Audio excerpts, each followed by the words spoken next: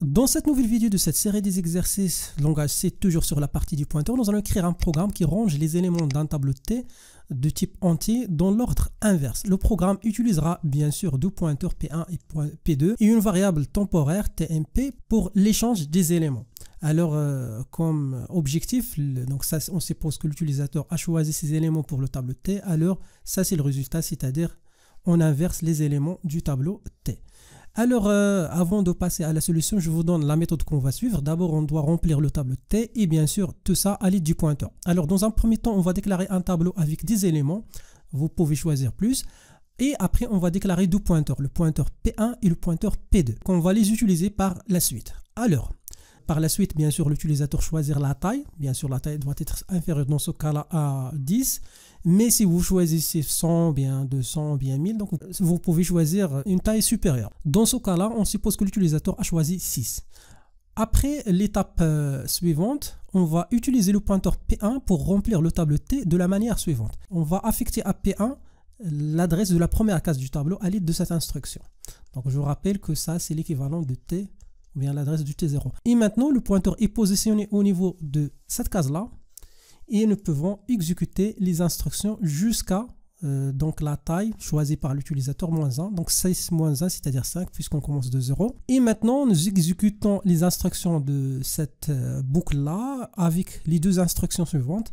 À chaque fois, on affiche l'élément qu'on est en train de remplir sa case. Voilà, et par la suite, pour remplir la case ou bien pour récupérer la case, donc on met là, donc au lieu de l'adresse du T1 ou bien T0 ou bien T2, on met tout simplement P1 qui va passer d'une case à l'autre. Voilà, donc après l'utilisation de cette boucle-là, nous aurons à la fin tous les éléments du tableau T, donc dans ce cas-là, 6 éléments. Nous passons maintenant à l'étape numéro 5. Pour ranger les éléments du tableau T dans l'ordre inverse, nous utilisons une boucle qui va parcourir le tableau dans les deux sens. Comment faire tout ça? D'abord, on sait bien que la boucle, ou bien si on peut travailler avec un pointeur, le nom du tableau T, nous pouvons commencer à partir de T jusqu'à T plus N moins 1. Alors, la même boucle va parcourir les éléments ce sens-là et en même temps dans ce sens-là. Comment faire tout ça? C'est tout simplement avec la méthode suivante. Alors, on suppose que P1, le premier pointeur, va commencer à partir de T et à chaque fois, on incrémente sa valeur pour passer d'un élément à l'autre. Et on va aussi choisir un deuxième pointeur P2 qui va cette fois commencer à partir de la dernière case du tableau. Et pour faire ça, on va tout simplement affecter à P2 T plus N moins 1. Et pour pouvoir passer dans ce sens-là, nous pouvons utiliser cette instruction de désincrémentation, c'est-à-dire à chaque itération, la boucle donc passe dans ce sens-là, d'un pas par exemple. Alors maintenant, c'est le temps pour ajouter la condition qui va permettre d'arrêter l'exécution de la boucle. Alors pour arrêter l'exécution de la boucle, il suffit tout simplement de mettre cette condition-là. Tant que P1 est inférieur à P2, si on a une comparaison entre deux pointeurs, bien sûr, les deux pointeurs doivent pointer sur les cases du même tableau, ça revient à faire quoi? C'est tout simplement à comparer les positions du pointeur. Par exemple, là, P2 est supérieur à P1, donc la condition est vraie. Alors, tout ça, donc pour exécuter la boucle for, et maintenant, on peut utiliser la variable temporaire et on va à chaque fois accéder au contenu de la case pour effectuer l'échange des valeurs. Voilà, donc nous pouvons exécuter tout ça, par exemple. Et pour la première itération de la boucle, la condition est vraie. Alors, nous pouvons effectuer l'échange et voilà, ça c'est le résultat. Maintenant, nous passons à l'itération suivante. C'est toujours P2 est supérieur à P1. Alors, nous pouvons exécuter l'échange. Voilà. P2 est supérieur toujours à P1. Alors, nous pouvons exécuter l'échange. Voilà. Donc, ça c'est le résultat. Et automatiquement, lorsqu'on passe à cette instruction et on essaye de vérifier la valeur de P2 et P1, nous pouvons déduire que cette condition est fausse, puisque normalement, dans ce cas-là, P1 est supérieur à P2. Alors, on doit arrêter, ou bien la boucle se termine dans ce cas-là. Et voilà, maintenant, nous pouvons afficher les éléments du tableau. Donc, pour faire ça, il suffit de parcourir les éléments du tableau T, c'est-à-dire de la première case jusqu'à la dernière case, à l'aide du pointeur P1. Voilà. Et voilà, donc ça c'est l'instruction qui permet d'afficher la valeur de chaque case. Maintenant, ce qu'on va faire, on va passer à Code Blocks et tout simplement, on va traduire cette méthode. Alors, on commence avec la première chose, la déclaration du tableau T avec 100 éléments. Voilà, donc ça c'est la première chose. Ensuite, on va déclarer la variable n et aussi on va déclarer la variable temporaire tmp qu'on va les utiliser par la suite. Après, on va déclarer, comme on a vu au niveau de l'explication, deux pointeurs p1, p2. Alors, donc ça, c'est un pointeur. Après, on va demander à l'utilisateur de saisir la taille du tableau. Voilà, donc ça, c'est donc comment récupérer la valeur n. Maintenant, nous passons au remplissage du tableau T. Alors, d'abord, on va afficher un petit message. Alors, veuillez remplir les éléments du tableau. Et par la suite, on va utiliser une boucle. Donc, cette boucle-là, avec le pointeur P1, qui va commencer d'abord à partir de T jusqu'à, ou bien avec une condition, c'est que donc P1 ne doit pas dépasser la taille du tableau. Dans ce cas-là, c'est la taille, c'est T plus N, comme ça. Et la dernière chose, P1 plus, voilà. Maintenant, donc les instructions sont d'abord, on va afficher d'abord T pourcentage D, on va fermer crochet égal.